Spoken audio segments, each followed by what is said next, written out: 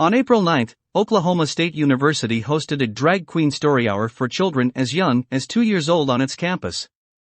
The event was part of the university's Pride 2022 celebration. A description for the program stated 2 drag performers would read books to all attendees and that the drag queen story hour was geared toward children between the ages of 2 to 8, but that all ages were welcome to join in on the fun. You heard right. A major university, paid for by the good conservative citizens here in the heartland of America, is openly declaring that it is working to groom our children and that they are starting when they are as young as 2 years old.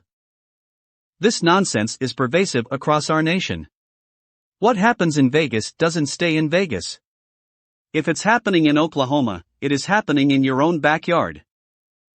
You've been told before of the Chicago Public School District, where they now provide prophylactics to all 5th graders throughout the city's school system because they want to make condoms available to students when they think they need them. You've been told before of the Arizona Department of Education's promotion of books and research papers that claim babies as young as 3 months old already harbor sexual biases that demand the state's intervention. You've been told before of New York City's Justine Enfant, who proudly defends teaching 1st graders in Manhattan how to masturbate while at the same time teaching porn literacy to juniors at New York's Columbia Grammar and Prep. And then there is the National Education Association. You've been told before of this organization's official declaration at its last annual conference, where its members voted to codify the following: "We resolve to develop a study to critique cis-heteropatriarchy." In other words, the NEA is telling you straight up that they will be teaching your children that 2-parent families, traditional morality and heterosexual fidelity should be dismantled and replaced by their neo-Marxist sexual nihilism. You've been told before of Bartlesville Public Schools in Bartlesville, Oklahoma, where they now openly promote Toni Morrison's book, The Bluest Eye, which includes a full-page salacious description of a father raping his daughter. You have been repeatedly told of all of this. You've also been told of last summer's production of the San Francisco Gay Men's Choir, where they sang over and over and over again, "We'll convert your children." It happens bit by bit, quietly and subtly, and you will barely notice it. We'll convert your children. Yes, we will. There's really no escaping it. We'll convert your children. We're coming for them. We're coming for your children. We're coming for your children. We'll convert your children. The bottom line is this: your public schools are grooming your children. This is just a fact. They admit it. They are doing it openly and without apology, and they are starting before your children can even recite their ABCs. This is not a QAnon conspiracy, nor is it the moral panic of homophobic conservatives who are just freaking out. This garbage is real. It is simply and clearly a fact. But there's more. Not only are your local schools abusing your sons' and daughters' hearts, minds and souls, but they are also abusing their bodies. America's public schools have become hunting grounds for sexual predators. Chris Rufo reported the following: the most comprehensive analysis concerning sexual abuse in America's public schools, published by the U.S. Department of Education, estimates that nearly 10% of K-12 students have been victims of sexual misconduct by a public school employee. In case you missed it, Mr. Rufo just shined a light on the ugly fact that our own government is admitting our public schools are sexually abusing 10% of your children. That's more than 4.5 million children nationwide. In 2014, the Government Accountability Office published a report warning of all this. They said that public school employees were grooming students with the intent to perpetrate future sexual abuse or misconduct. That misconduct includes grooming and chemically castrating your child to validate their woke agenda. They told us that educators were exhibiting patterns of grooming behaviors such as sexually charged communication aimed at explicit sexual contact with the child. Pushing drag queen story hours for 2-year-olds at Oklahoma State. Distributing condoms to 5th graders in Chicago.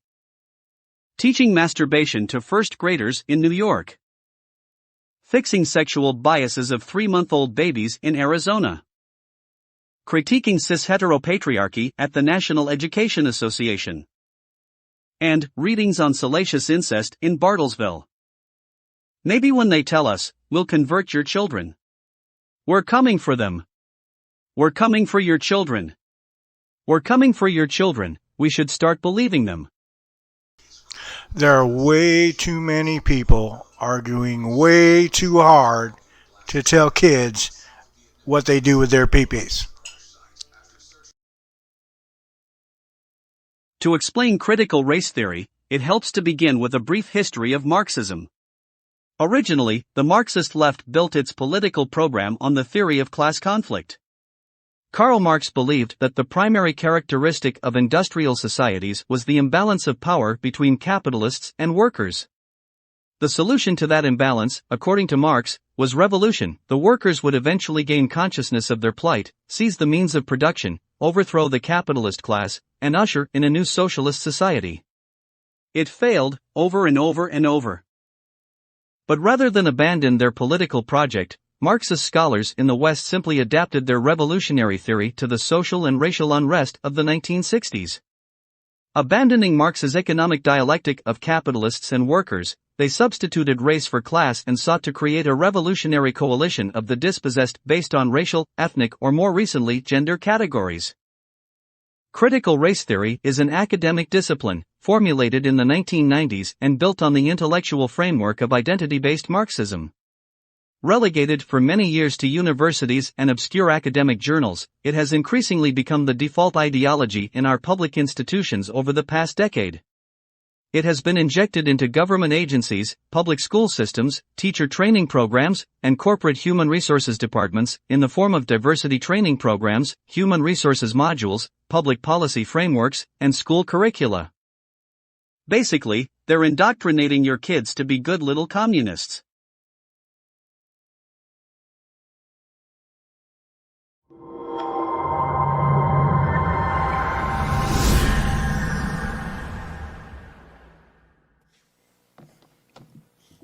That was micro. I had a, I wrote down some angry things. I'm seething inside. Some less than kind things. But, last week was just obscene. It was ridiculous. We had a huge contingency in here from the Alphabet Mafia. And one of them sitting right in front of that girl, sitting beside me, turning around once he realized that she was with me, and after he realized I'd spoken, constantly turning around, glaring at her for uncomfortable periods of time, just on purpose. He's mid-late 20s, guy wearing a dress, glaring at my daughter, trying to intimidate her and threaten her. We had a professor from Chico State University here, stood here and said some horrible things, and went home and proclaimed herself queer as in F-U, and then implied that she was going to shoot anybody that disagreed with her. Lindsay Briggs, you're going to need to shoot somebody? Go ahead and start with me. I'm a lot older than a lot of parents, and their kids need them to be around a little bit. Lindsay, you're just a very fine step away from going from a pretend victim to a very real murderer. This got to get dialed back. You all know, all five of you know, regardless of what your agenda is, and I know at least three of you have agendas that are completely contrary to my own. Mine's about the kids. Yours are very specific about modifying our society. And we know what's going on right now is not right. It's not right. There are solutions, but they're going to take some time and some thinking and a little bit of money. But our kids are worth this. And we've got to dial back the rhetoric. Parents need to get more involved. And we need to be in this for our children. We need to be in this for our kids. Thank you.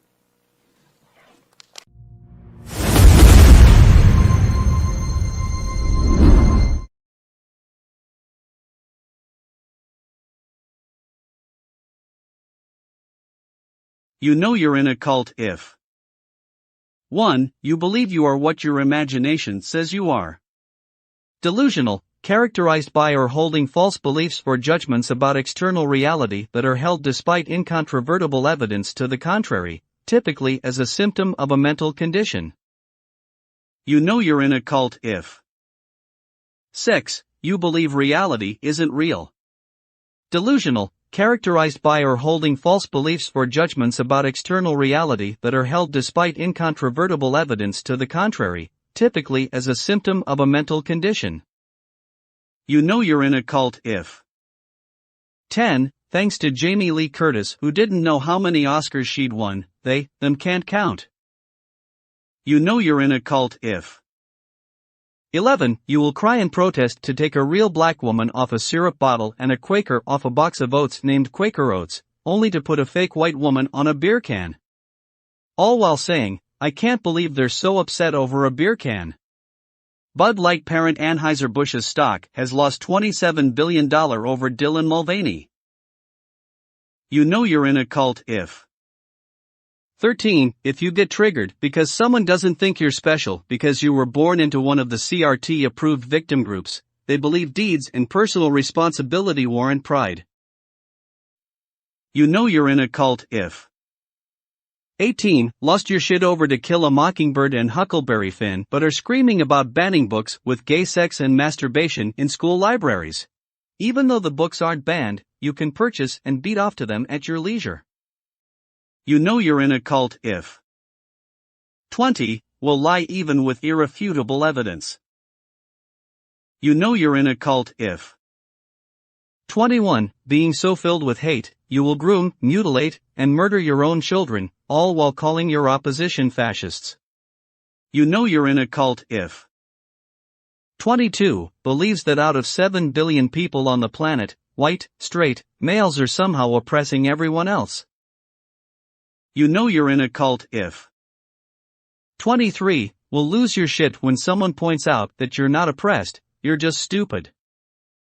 You know you're in a cult if 25. Will refer to a biology book as right-wing propaganda. You know you're in a cult if 26. Will lose your shit if someone actually uses proper English, instead of your made-up pronouns.